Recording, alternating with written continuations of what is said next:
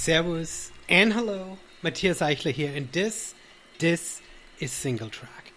One of the country's most fabled FKTs has just been pushed into new realms, and it's an incredible feat. Abigail, Westling, and Kiira Antenucci just completed the wonderful, inspiring, and inspired Mount Rainier Infinity Loop in a mind-boggling time of 3 days, 22 hours, 19 minutes, and 38 seconds, setting a new self-supported female FKT for this route. But Abby and Kiira didn't just run this for themselves. In honor of their friend Luke, who passed away in a climbing accident, they're using this effort to raise awareness and funds for the American Alpine Club's Climbing Grief Fund. The Climbing Grief Fund means to connect individuals to effective mental health professionals and resources that evolve the conversation around grief and trauma in the climbing, alpinism, and ski mountaineering community.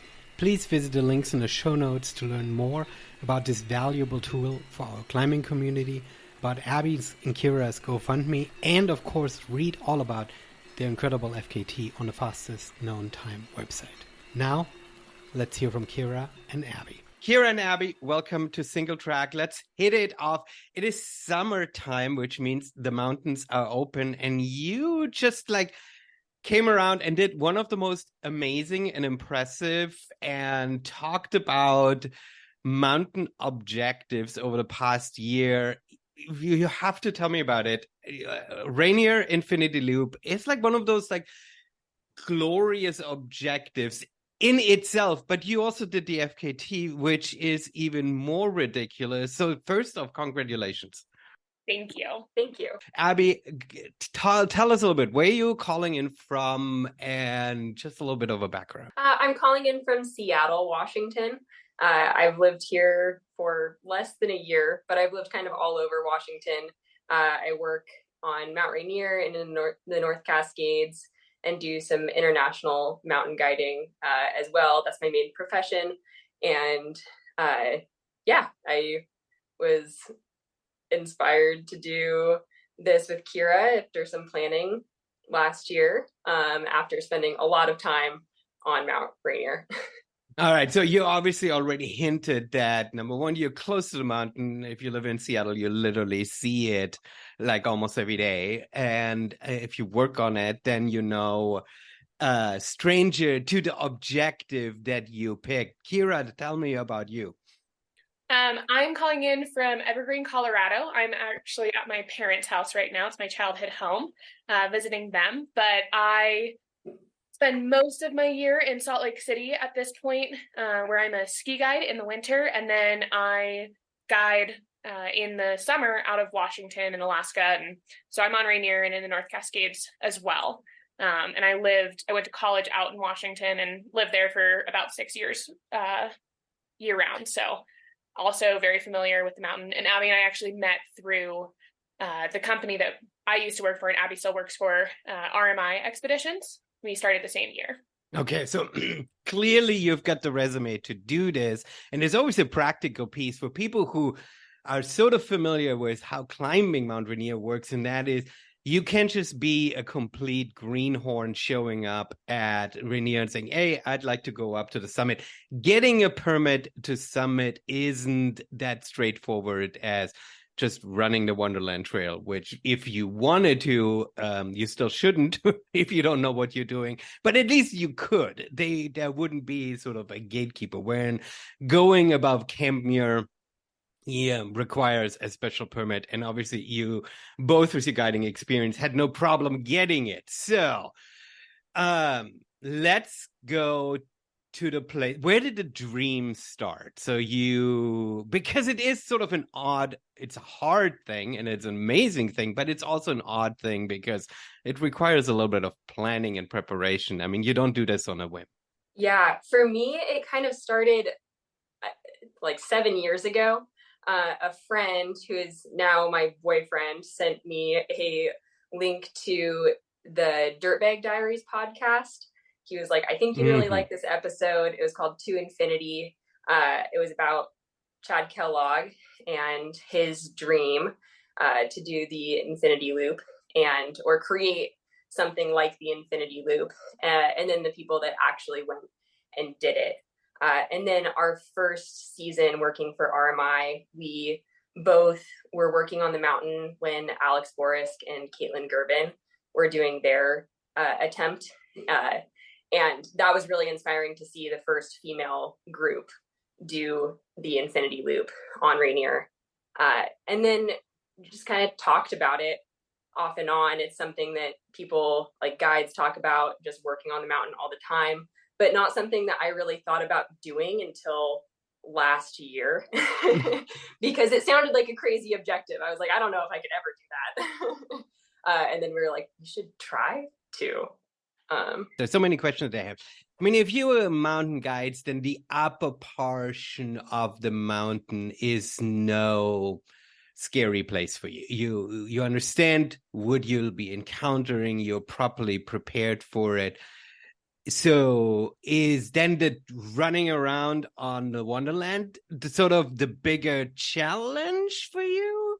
Well, okay, so I think it's like twofold, and this will get like a little bit into our experience, but the upper portion of Mount Rainier, especially like the Disappointment Cleaver route, which is the standard route, the guide services, the three main ones, RMI, AAI, and IMG, they all maintain and put up that route. Right? It wouldn't be climbable past July in some years, or even June, if we didn't put ladders in.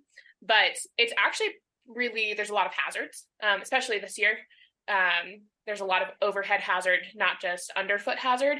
And on our first climb of Mount Rainier is actually my first summit of the season.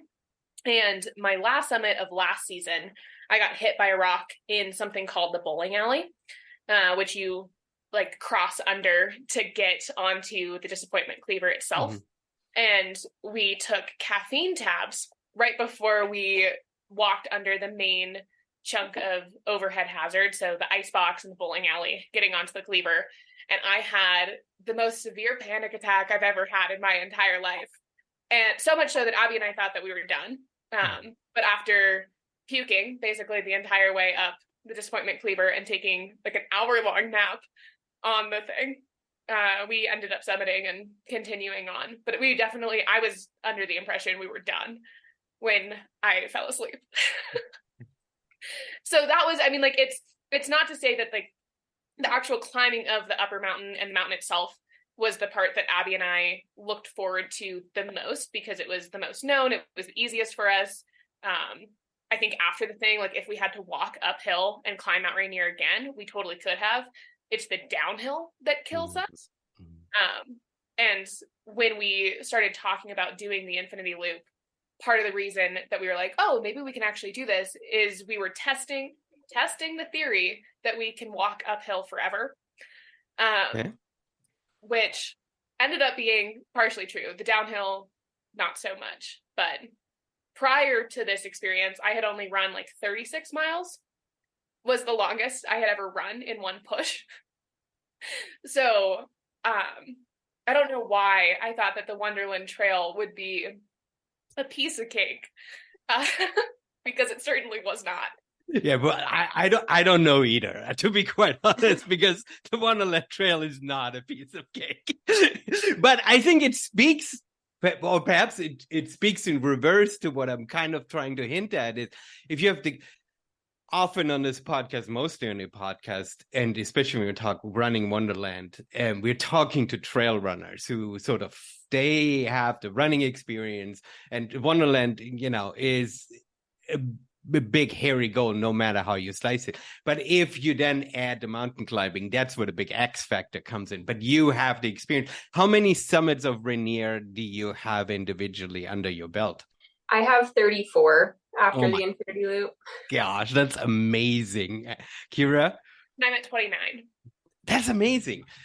That is just like super cool. So, I mean, realistic, I don't even want to talk about Infinity Loop. I want to only talk about your guiding stuff. That's like, that to me personally, it's like way more exciting, but we have to talk about Infinity Loop. So you start off the project. Tell us a little bit. So you get the idea, and before you step on the foot, tell us a little bit about the planning phase into this, because you need support in that, right? It is too long of an objective. You can't carry everything.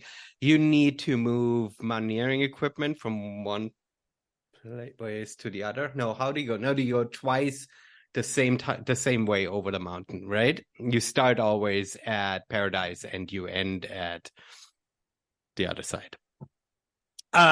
So you don't have to move on here. Talk about the sort of like the preparation phase, getting into this. So you're saying, okay, I want to do this. This seems like a super hairy goal to do. So how do you go about setting this all up? We weren't too concerned about gear. We were talking about it, and we knew that we had double of all of the equipment. It's just like part of our job is having a lot of gear for different times of the year, different weather. And so we had all of the mountaineering equipment that we needed for the trip. And then running equipment, not a big deal. Like we have a running vest and some trail runners for the actual trail portions, and then a lot of snacks. So the gear part, we just had everything with us and we sorted all of the gear. We just had a checklist of the things that we needed and the car that we were going to put it in. And then for the food, that was like the biggest challenge for us. We're not ultra runners. We don't know exactly how to fuel our bodies. And I think that after this, we learned a lot about what we actually wanted if we ever do some kind of big race. And it was definitely not the place to maybe practice fueling our bodies, but that's just how it turned out. And we made it work. Kiira, do you have anything to add about the planning part?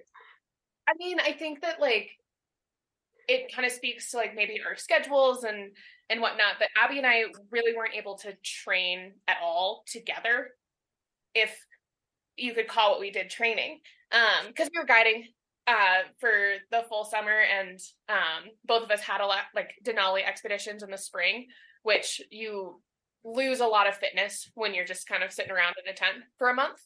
But we did one run together, which was the Triple Crown in North Bend, which I don't know how many miles. It was like just 30. It was like 30 miles and 11,000 feet of elevation gain. That's a good chunk.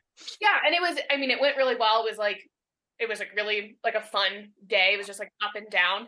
And I think the main thing that like we practiced both on that and then like individually was trying to eat snacks every 45 minutes. So we would set timers, but it didn't really prepare us for how much food we would have to consume, and then like planning how much food we needed.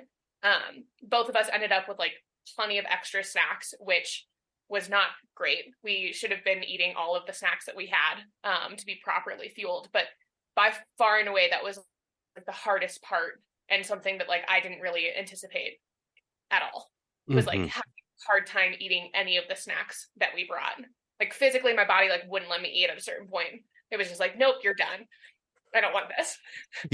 I have a running coach, and he specifically tells me that this one important piece that you need to train your body for, right? It is sort of, your body doesn't want to eat while you're moving, and you don't really know what tastes good at certain temperatures and certain exertion levels, right?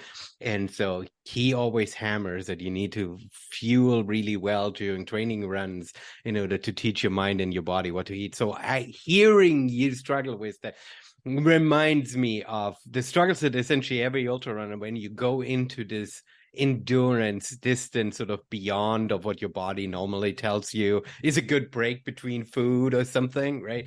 I mean, this is sort of a big linchpin of what makes a long distance runner successful, how much food they can eat and successfully keep down, right? Yeah, it was definitely surprising, and like the complete opposite of what Abby and I both do in like our personal lives. Like before this probably would bring way too few snacks on different runs or, climbs. Guiding, I don't eat that much.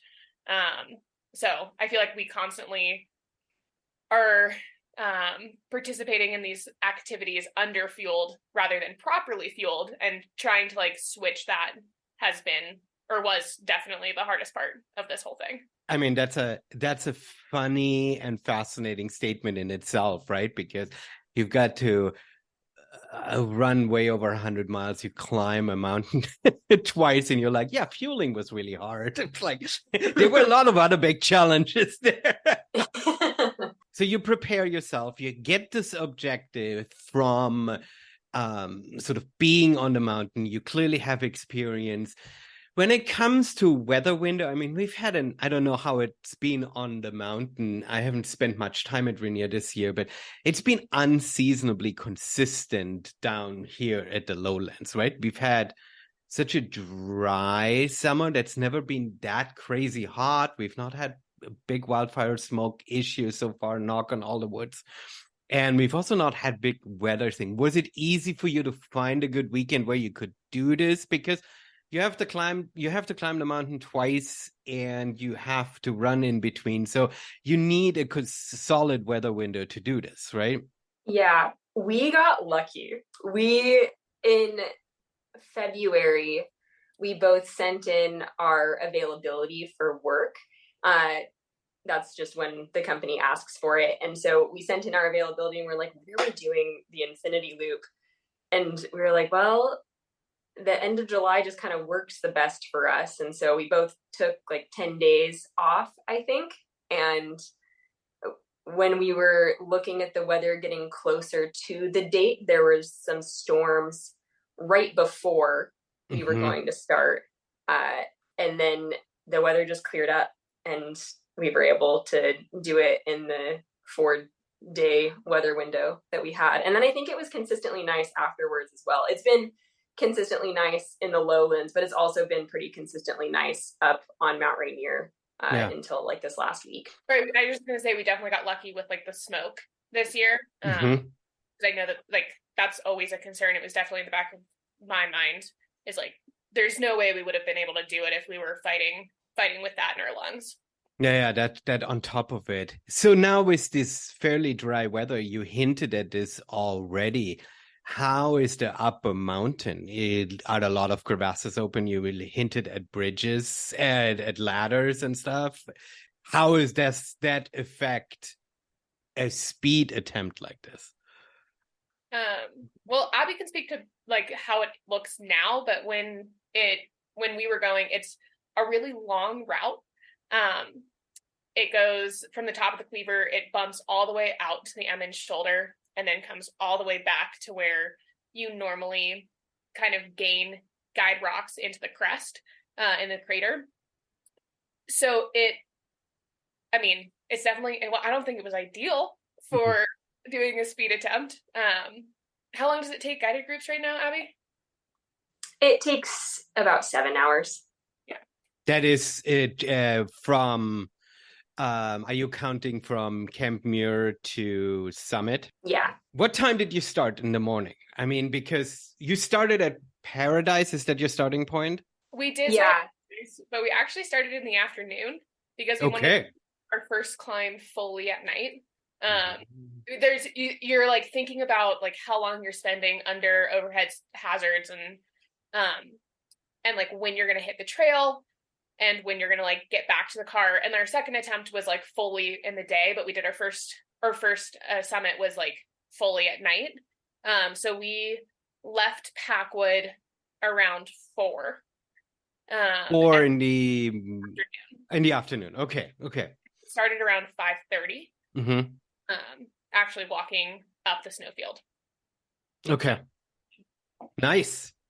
Okay, so first, it's so interesting. I still can't wrap my head around, and yeah, I should have been better prepared. Knowing that you guys guides puts it such a different spin on it, because usually I'm very inquisitive about like what happens up on the mountains, but this is so second nature for you. We need to talk about when you come back down then. If you say you struggled with downhill, is it the downhill running or the downhill climbing? It was both. I think that on the way down from the summit the first time, we were okay. And then by the time that we had gotten past Camp Sherman on the Emmons side of the mountain, both of our knees were starting to hurt. And we were thinking like, what is this going to do for the run? especially because we weren't going to have a ton of time to rest at White River once we got down there. And then the first run was really hard on our knees. Yeah. What was interesting, though, was that the second time, our knees didn't hurt at all. So it got better over time somehow. They just kind of accepted it and got used to it. Yeah, or it was just numb and you just didn't feel anything anymore. Or our feet hurt more than our knees did, and so we just acknowledge it. There we go. There we go. To help me and the listeners, so you go up from Paradise, do the standard Disappointment Cleaver route, come out towards White River. Do you then run clock or counterclockwise? You run clockwise first. The first 30 miles is clockwise. You get back to Paradise, climb the Disappointment Cleaver route again, descend the Emmons back to White River, and then you run counterclockwise the 60 mile.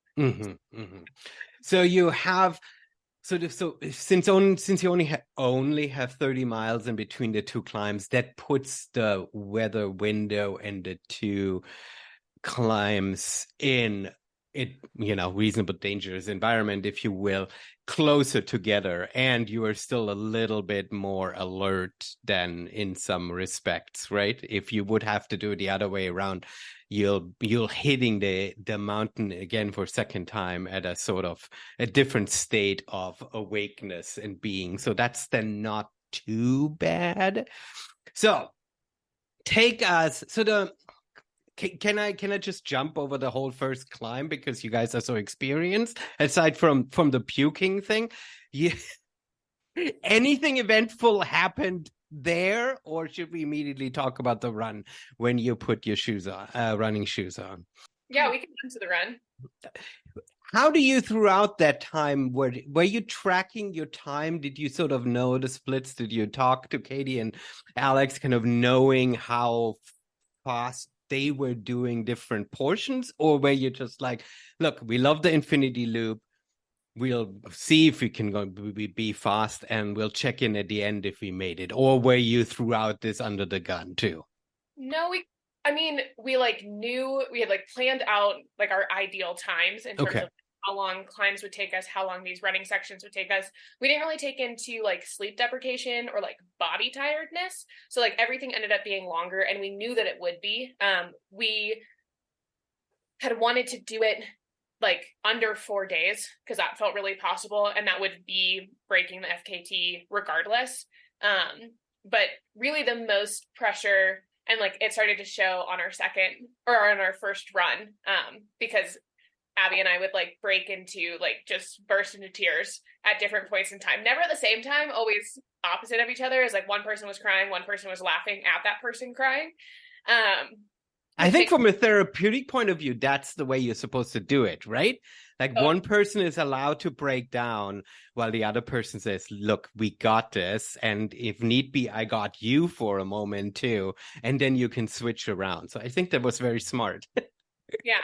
But I think that the biggest pressure, at least that I felt, was the internal pressure of why did I think I could do this? This is a ridiculous thing to go and do. But then also, we made it a very public objective 2 weeks before we actually started by pushing the GoFundMe for the Climbers Grief Fund publicly. And we raised a ton of money, which is going to be super, super helpful for our community. And I think that kind of external pressure was I definitely felt it at certain points. And especially the first portion of the run, when our knees hurt, my feet were messed up, and we were taking longer than we had hoped at that point. I had to remind myself that I was just truly proud of us for even attempting to do this crazy thing and raising the money for our community. Yeah, I mean, this is a huge challenge, right? I've thought about this before and talked with folks about before. It's when you put an objective out that you don't 100% know if you can actually do it, and you go public, the added pressure of that can be really not very helpful, right? Because in the end, it doesn't carry you, right? I mean, knowing that that, I don't know how many people, liked something on Instagram or whatever, right? I mean, on the trail, it's just you and your willingness to go for this objective. So you switch, you are running. At what point, at this point, okay, knees, feet are hurting, but I mean, so you're still so fairly early into this thing. Are you at that point already doubting yourself? Is it already hard there? I mean, I'm saying early, but obviously you're like, 30 miles in, so it's not early, but I mean, from a percentage to the overall objective. I think that we had some doubts like halfway through that run just because of how our knees were feeling. And like Kiira said, we were feeling that pressure, but at the same time, we promised ourselves that we wouldn't injure ourselves for this objective. And so we definitely had our doubts. And I think we had doubts the entire time. Like we got back to the truck after our 30-mile run, and we didn't know if we were going to get out of bed to go do the second climb, and didn't really think that it was going to happen until we started walking uphill again. I mean, that's where the experience sets in too, right? I mean, it's like once you have your gear on and stuff, right? You sort of fall back into a rhythm. Did you have crew with you? Did somebody prepare the truck for you, or did you do this completely solo? No, we did it before we left. So Abby has a van, I have a truck, and we set up the beds beforehand. We actually made like a whole bunch of burritos and pasta salad, and we had bags of chips and like recovery drinks. But when we got to the van or the truck, the pasta salad was the worst pasta salad I've ever tried. And I don't know if it was like we just massively messed it up. It tasted good to me when I like first made it, but it was like the wrong thing to have. And then our burritos got soggy, and so we didn't eat any of them. And so we were just like eating chips and drinking recovery mix and being like, this is not enough calories. Let's try to eat some pasta salad in between. But we unfortunately ended up throwing most of that food away. But we were getting in like the van. The first time that we got to the van, we only slept for an hour before we did the 30 miles after our first climb. And then when we got to the truck, we slept for 2 hours. Okay. So it wasn't like we were spending a ton of time at any of these places. On the second time to the van, so after our second attempt or second summit of Rainier, we slept for 5 hours. Okay. Which made Abby do. Mm-hmm. She wanted to sleep for 4. You're like, I want one more. Kiira gets to the van and she goes, I'm sleeping for 5 hours. And I was like, that, okay, yes, you are. I will not take questions at this point. I am done. I sleep at least 5 hours. So, going up the second time to the summit, how different did it feel? I mean, you're doing this regularly, so you know how to be on the mountain, but how do you sort of, from a headspace, from a clarity point of view, did you feel at any point that you found yourself in a place where you're like, okay, this is perhaps pushing it beyond an edge from a just alertness level, or were you still very much in control up there? I think that to start, we were okay. We like both put a headphone in and were listening to music and going up the near snowfield. When we got to Camp Muir, we saw some of our coworkers, which was really great. Like seeing our coworkers on the mountain was amazing because they were like cheering for us the whole way. When we left Camp Muir the second time, one of the guides like yelled to all of Camp Muir and was like, these two are doing the infinity loop, and like everybody cheered. And so we were like, whoa, okay. And you're like, thanks. Yeah, it was like embarrassing, but then we both started crying. We're like, that was so sweet. And so we were pretty alert. And I think that we both started to feel it once we got above the disappointment cleaver.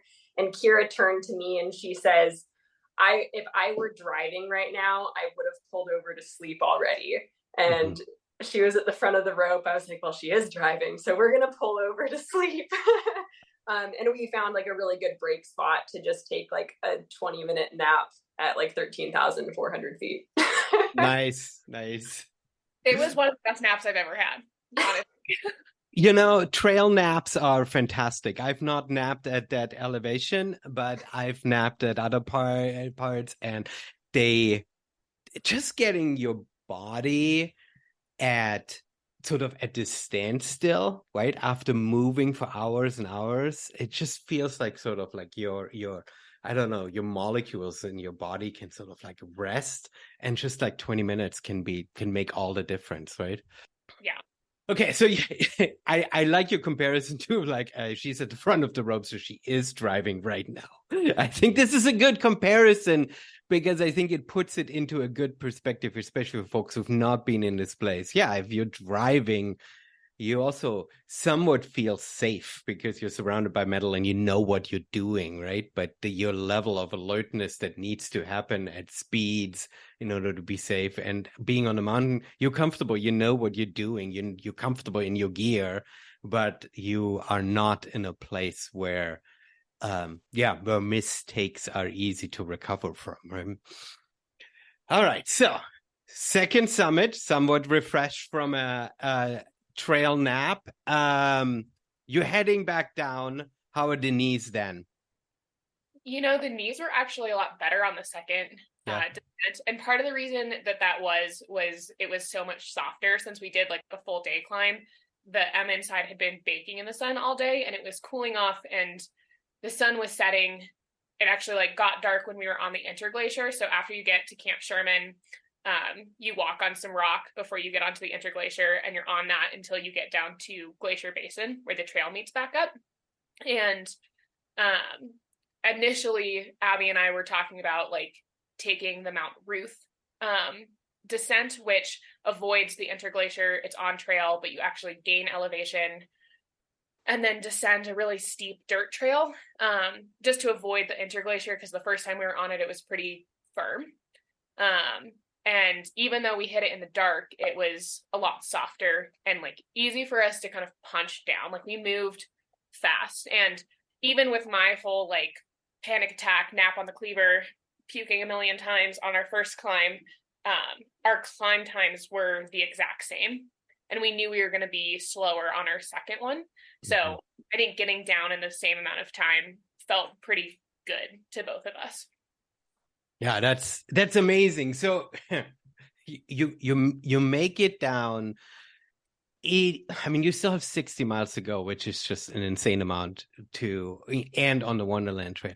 But does a sense of relief sets in when you're off the mountain, off the snow? Do you feel like we got this? Do you feel like the series parts it over? What goes through your head when you sort of hit White River and you're sort of transitioning back over to running? There's some relief in being done with the climbs. There were multiple points on the 60-mile run where I was like, Kiira, we don't have to climb Mount Rainier again. This is great. But at the same time, because the trail is more unfamiliar to us, and for me personally, I'm terrified of running in the dark. I've had like a singular mountain lion encounter on a trail in the dark. And so like Kiira helping me through that on that section of trail was really helpful. So like there is a sense of relief in some ways, but in other ways I was like, I know we're going to be in the dark for so long on different sections of that 60-mile trail. And that was what was intimidating to me. I was just going to say, I think for me, it was like the having to eat all of our snacks, like continue to eat the snacks. And I have a track record of like getting really bad blisters on my feet, and I can deal with them quite well at this point. But it's not seemingly something that a lot of mountain guides struggle with, is like blisters and problems. So like almost immediately when we started, I had big nasty blisters, and when we got to White River, my right toenail looked like it was ready to fall off. It was just like a big blood blister right underneath it, just from like hitting the inside of mountaineering boots. And so for me, I was like, I'm going to mess my feet up permanently. Like if we run 60 miles, when we got to, I mean, even when we left White River to start the actual run, we were like on the trail, and I was in so much pain. But then after like 30 minutes, just kind of dissipated, became background noise. I'm in awe of that. I have big feet problems too. I get blisters, and I mean it has ruined races for me because I cannot sort of overcome the pain, and I see this as a huge weakness for me. I don't know how to deal with this properly. Ideally, I deal with it by somehow problem solving and not getting blisters at all. But if you do get them, I feel like for me, from a pain tolerance, it's too easy game over. So if you're saying, yes, you get these and yes, you deal with this, but you also sort of overcome at the start of a 60-mile run, I'm like, hats off to you. I'm very, very impressed by that. Yeah, right. What time did you start your 60-mile loop? What time of the day was that ish? I think we started at 7:30 or 7:45 in the morning. Okay. So you knew you had a full day, which also means a full day in the heat, right? But then you knew that you sort of were finishing the last part of it would be in the dark. So that's then super tough, right? Because it's literally at the tail end of it all, and then on top of it being in the dark. That's not easy. Well, it wasn't easy, but we didn't actually. So the 60 miles took us like 24 hours to run. It was like, trail running. We're walking the uphills and sure, jogging whenever we can. So we started in the morning, which got us through the sorry. Yeah. It got us through the burrow section in the morning, which is like high up and exposed to the sun, and then you drop down pretty low and you're next to creeks and rivers for the majority of the day. And then as evening was setting in, we did our last climb of that like 12-hour period to Mowich Lake, which is up Ispid. Is that what it's called? Ispid Pass? Yeah. Isn't it IPS? Ipsit, right? Yeah. Which was heartbreaking. Abby, to her credit, I had gotten a bloody nose already at this point. I had a lot of like weird small issues. But we started it and Abby was like, I'm putting a headphone in. This is going to suck. But she didn't really tell me, like, outline, how much it would suck. And I could have looked at the map, could have seen the elevation gain, could have like really processed any of the information, but it was really truly just like one foot in front of the other until we get to Mowich Lake, because that was our next 20-minute nap. We would run 15 miles and then sleep for 20 minutes was kind of how we had blocked out the 60 miles. And I was really looking forward to that nap and half of a PB&J at that point. But what you weren't fully prepared for was how steep that climb up was. And Abby was just like, I'm just going to leave you. I'm just putting headphones in. And how is it when you're not... How is it being in a team like this for so many hours? You stay committed at all times to be glued together. Is there any point where one person is like, oh man, you got to move faster? Or how does the communication go throughout that?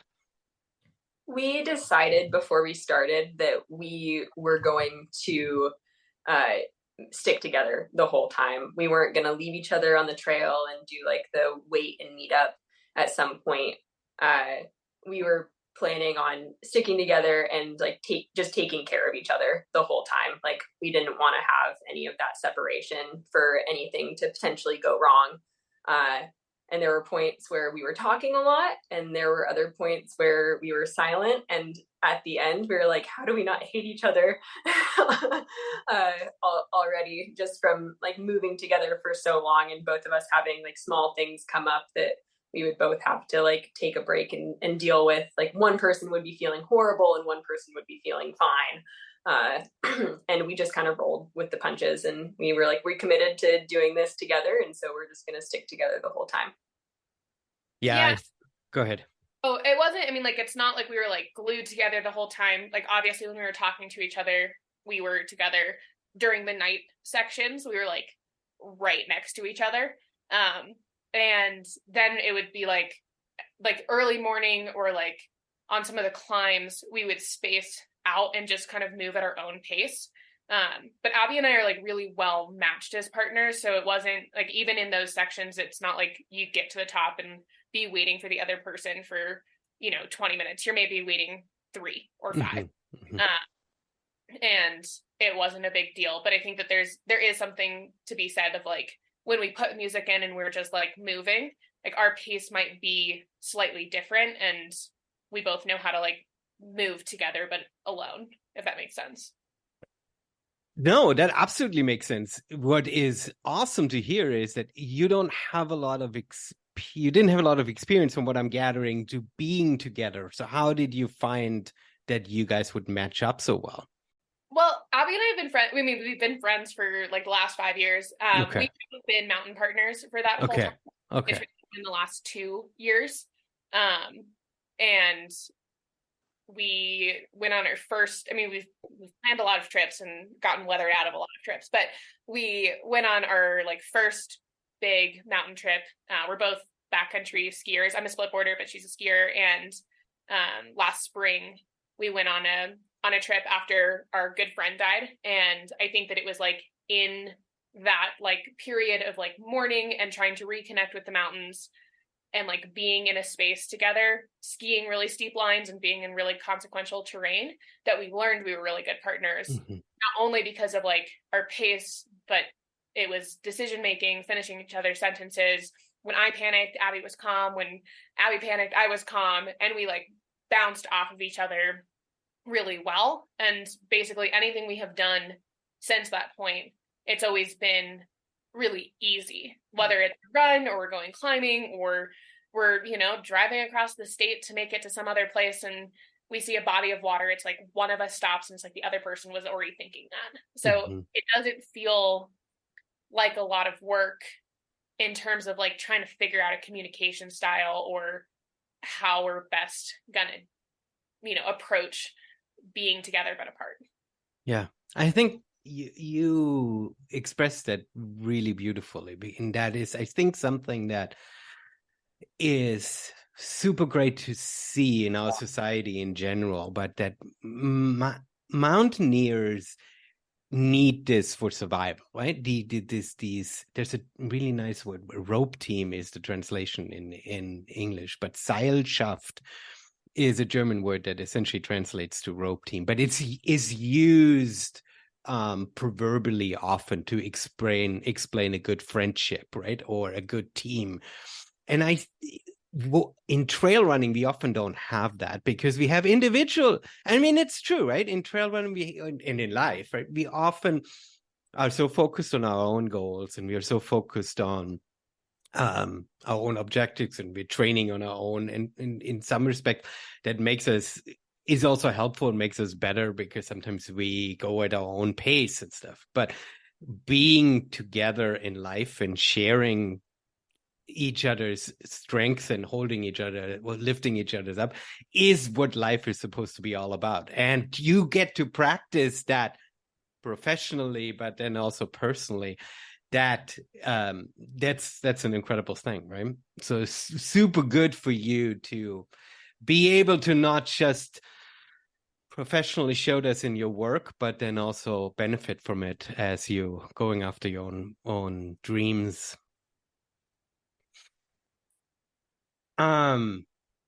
Question next. So when you are professionally guiding and then dreaming up an objective like this, how is this different? Like, I mean, I envision if you're guiding people that obviously have less experience, so you're always a lot more in control. You're in terrain that you're very experienced in. But something like this, you on one side don't have to worry about somebody less experienced than you. On the other side, it's just you and an experience that is sort of unknown. How does it feel different to like the job? It's just so much easier. I don't really know another way to describe it. Like, I don't have to worry about Kiira's footwork, like how she's going to walk in crampons. She's a professional. I know that she can walk well. Like when we're on a rope team together, we're not short roping each other. We just like trust each other to walk well and do what we know we can do. I do think that it's like helpful to like both have the guiding experience, because we knew that if something went wrong, one of us could pick up the slack and like take care of the other person, like if they were like fumbling on the mountain because we were way too tired or something like that. But it's just easier. It just flows a lot better. Like we can kind of we could stop wherever was safe when we needed to, and not think twice about it. Yeah, it must feel like a vacation in some respects, right? to not have to worry and be able to fully trust on the other person in that regard, right? Yeah, I think that, like for something like this where it takes a lot of mental strength and like a lot of mental capacity, being able to kind of clear that portion that you used up when you're guiding, always thinking about like what could go wrong next, or like coaching another person, it becomes a lot easier. It's also really fun to go and climb the mountain, like personally. I mean, that's great to hear, right? I mean, sometimes people describe once they sort of get into a profession that they love, or it seems fun on the outset, that once you actually start doing it, you sort of the fun doesn't show up anymore, right? Or it starts getting sort of, it starts becoming a job, right? I mean, for you to still have the fun in the mountains is great. Let's talk about the last stretch. So you're approaching Longmire. You still have to get back up in order to complete the loop. You still have to climb from Longmire to Paradise, which really must suck, right? I've done that climb several times, and it's not a hard climb in comparison to all the other ones. But after like that many miles, it like, are you on all four by then? Almost. I've been calling it the hardest part of the entire thing, just because you're so close. At that point, you have so many points that you could stop and just like have someone pick you up on the side of the road. I think our bodies also started to feel that it was like, you could quit now. I know that like things that weren't aching in my body were like starting to ache more. It's like I knew that I was approaching the end, and so my body was just like, you can like feel all of the things now, including like how sleep deprived we were from all of it. And so I think that it was just it was just really hard to go that last 3,000 feet and 5 miles like to Paradise. Yeah. But at the same time, with every step you're closer to your car, you also knew that you were closer to finish, right? And there is sort of, as much as it's hard, there's also the sense of relief and accomplishment setting in, right? You knew at this point there was absolutely nothing that you would stop you from finishing, right? Yeah. Well, when we got to Mowich Lake and kind of were looking at like how many more miles, how much more elevation we had to do, and it was like 36 miles and 11,000 feet of elevation, and Abby was not wanting to continue. Not really, but she was just like not having a good time.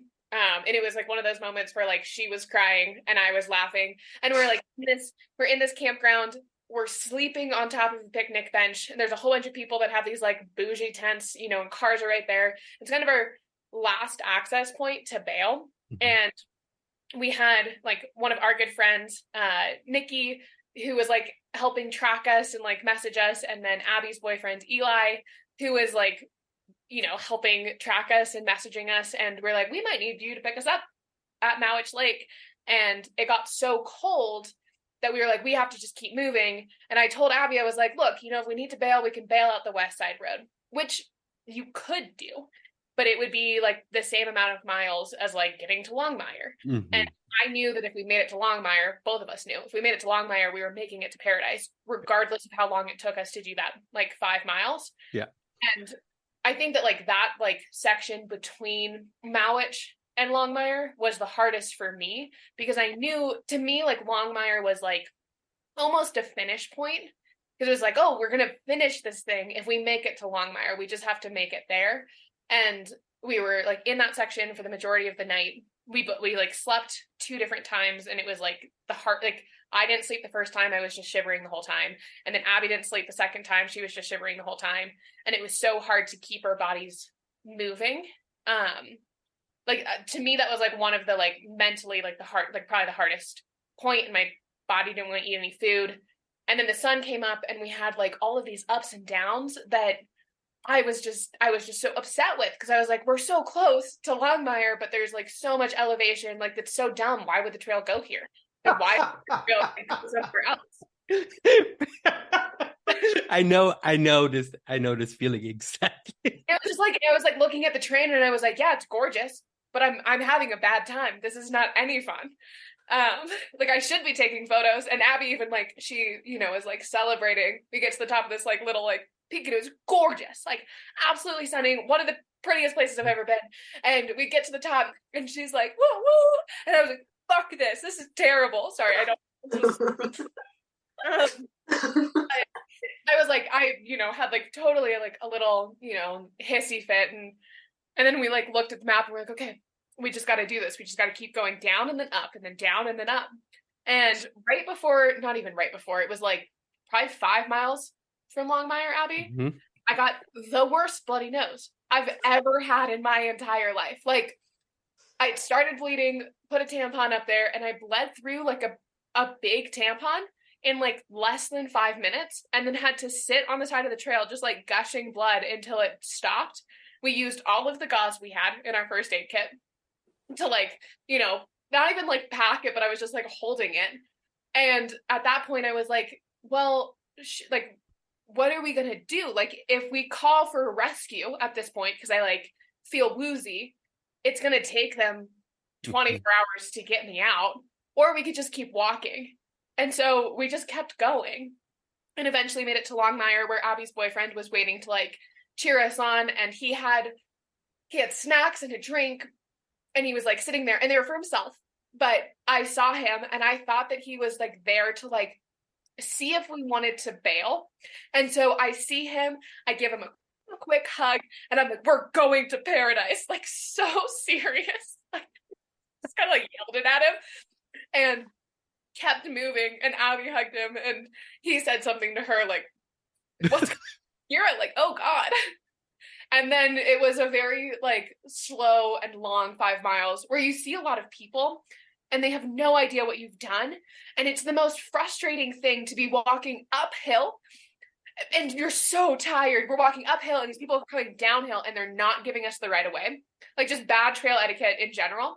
And it was like, I bit my tongue so many times. Like, I was trying so hard not to just like bite someone's head, because they're just looking at the waterfall. They just want to, there's this in Mount Rainier National Park, and we're like huffing and puffing, like both poles, like, using all of our arm strength to like help us up. And they're like, where are these people coming from? Like, can we play in a pool of water down this way? And we're like, we have no idea. We have no idea what we need after. I'm laughing not at your pain. I'm laughing at the experience, because I feel you. I've been in places like that where you're so overexhausted and you're so overtired, and literally every slight little inconvenience, right, and completely sent you over the edge. And you're like, in hindsight, you're like, yeah, I don't know, maybe it wasn't that bad. But really, oh my gosh, in that moment, I want to bite people's heads off. We were like, it would be so nice to have like a sign, that people could like understand what we're doing. But I think even if we had like infinity loop, like 90% of people would have no idea. And 99% of the people, right? Totally. Especially on that section. But I keep laughing because in that last 5 miles, I think I ate like 2 snacks, but my timer was going off every 45 minutes. And every 45 minutes, I would like, turn my head and just yell, snack, to Abby. And there'd be no response. I'd hear no crinkling. There's like no food that's being ingested. We're just like making it to our salt and vinegar chips that are in the truck. Like, that's what we were like, powering towards. No, this is a fantastic summary and sort of insight into how these last few miles on the trail really go for most people when they are in a situation like that. And this is one of the things that I love about Rainier and especially the Paradise area the most, because in many ways it feels the closest to what I've experienced to mountain towns in Europe, where you get this crazy mixture of mountaineers who've done crazy objectives paired with people in their flip-flops just wanting to take a photo standing in wildflowers where they shouldn't be standing so they can have a good picture for Instagram, right? You get this crazy mixture. And in some respects, I absolutely love that about the Paradise area. And yeah, after that many miles and that many days, obviously, when you're on the other end, you don't love it as much. It was funny when we finally got there. It was a Sunday, and so it was a really busy day, exactly like you're describing. Like, yeah, all of the climbers are getting down. We saw our coworkers again, and there were like 4 climbing groups coming down, getting to the parking lot, and then just all of the tourists. And then we have this group of people who I didn't know at first, but then they were cheering for us as we were like approaching the stairs, and everybody's looking around like, what is happening? Like, why are they cheering for these people? And why do they come from the wrong side? Yeah, exactly. Like, these people didn't climb the mountain. That's amazing. So what was your final time? God, we should know this. I should know this, but that shows how bad I was prepared. Oh gosh. We'll edit this out and make it all tight. Perfect. It ended up being, okay, well, Strava says our moving time was different than our total time. So let me find the screenshot. It was 94 hours, 19 minutes, and 38 seconds. That is amazing. And how many hours did you shave off the FKT? I think it was 10. Wow. Yeah.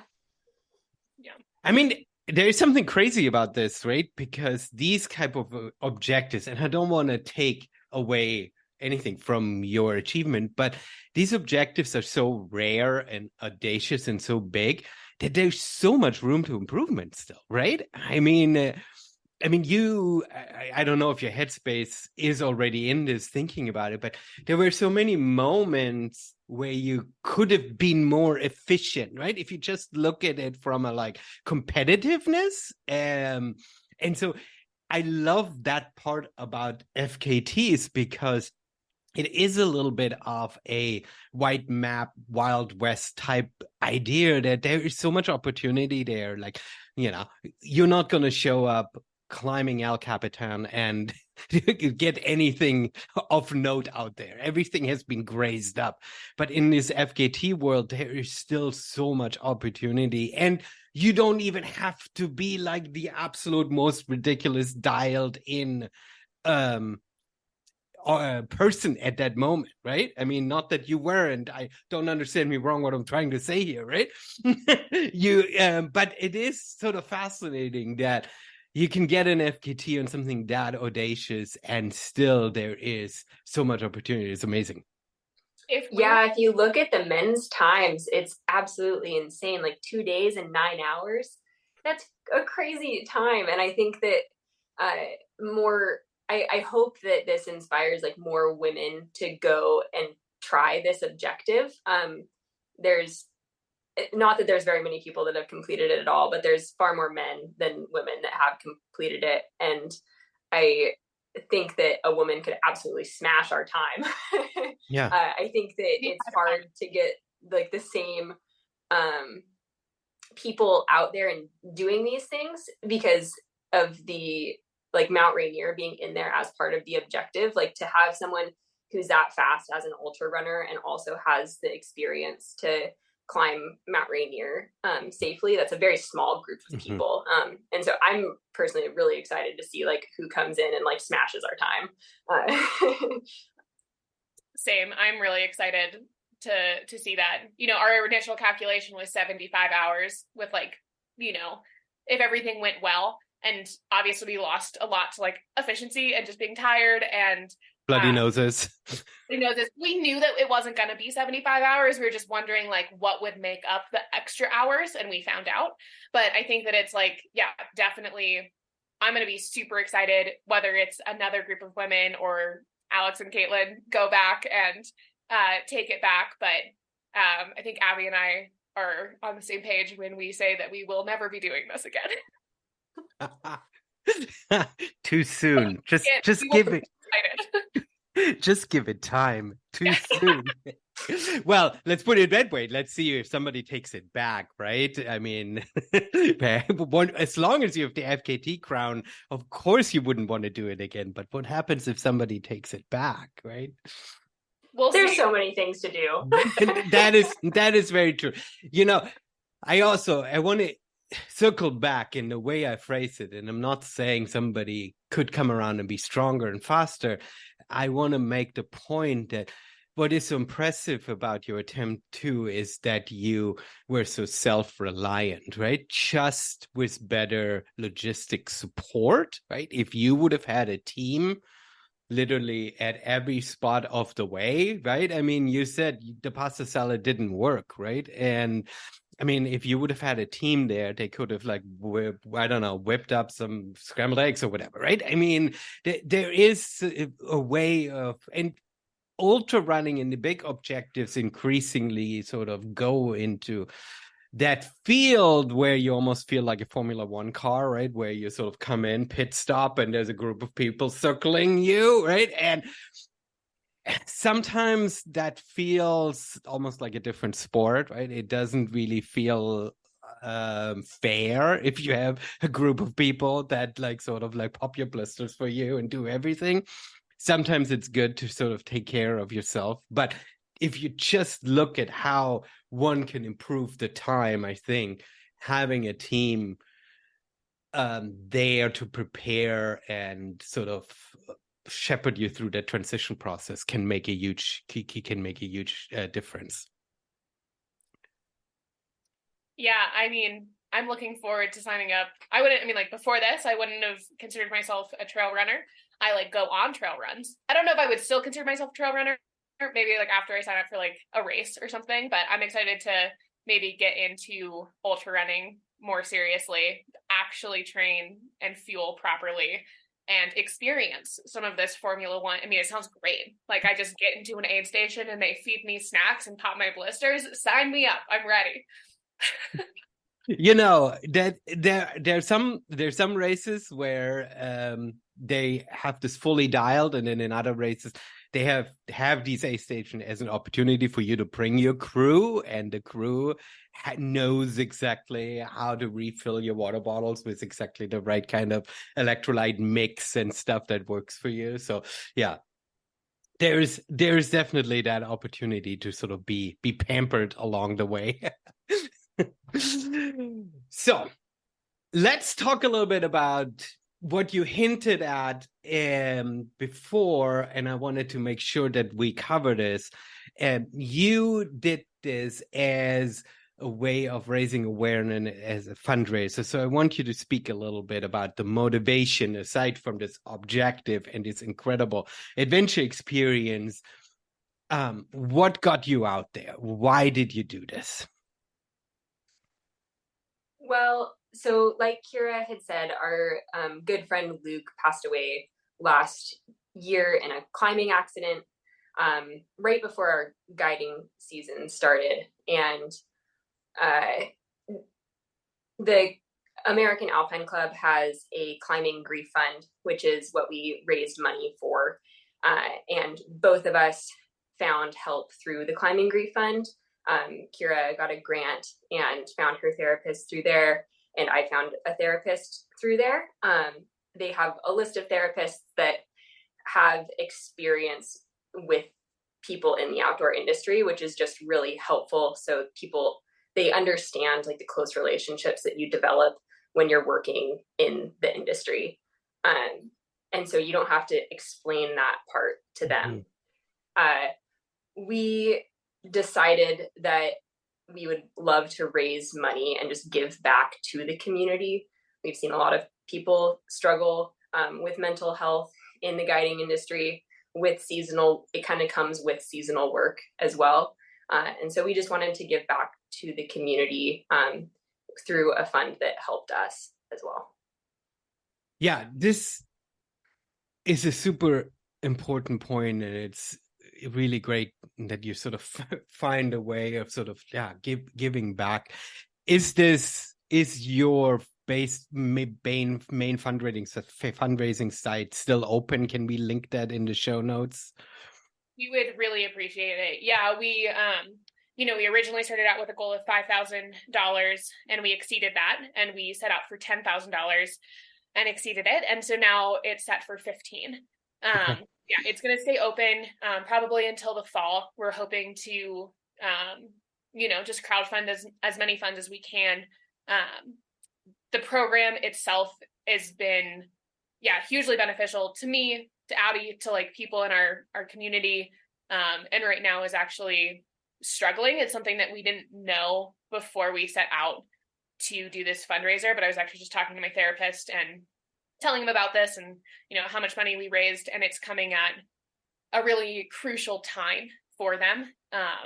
They often in the fall go to different crags and different like climbing hubs, and the therapists themselves kind of advertise the grants and their services. And the really cool thing about it is if you're a mountain person, or even if you're just an outdoor person, I'm a kayaker as well, and in our community we lose 6 people a year or something ridiculous. Mm-hmm. And my therapist has experience both in guiding mountain like objectives and kayaking, and there's a lot that I don't have to explain about like our job and the seasonality of work and who I'm working with and the relationships I have, or the mountain and the objectives, or how that affects me here, or why you're doing this, right? Or why I'm doing it, right? And like if I was to see a normal therapist, which is totally fine, it would just take me a really long time to get to the point, to get to like where I need help. And when Luke passed away,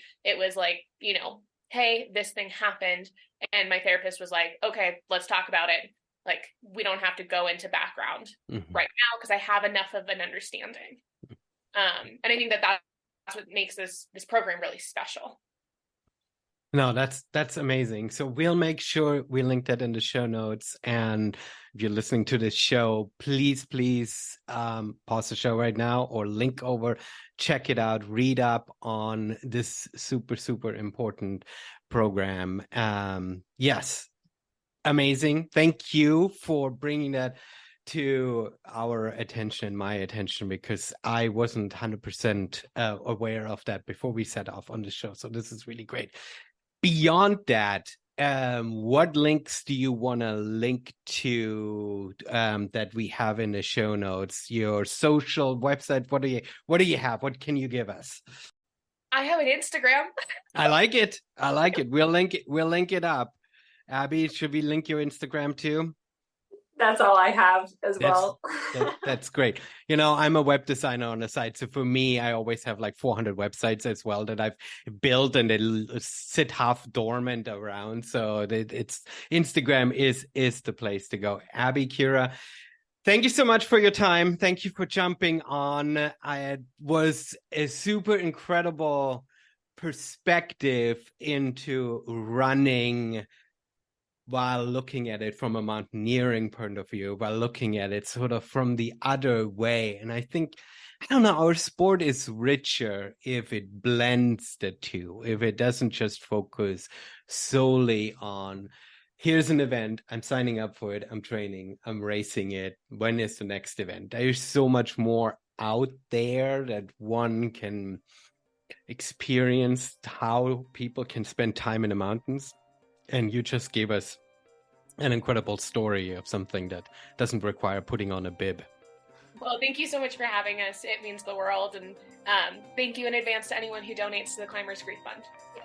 And thank you for making this work last minute today. Oh, yeah, of we course. Appreciate it. Yeah, no problem.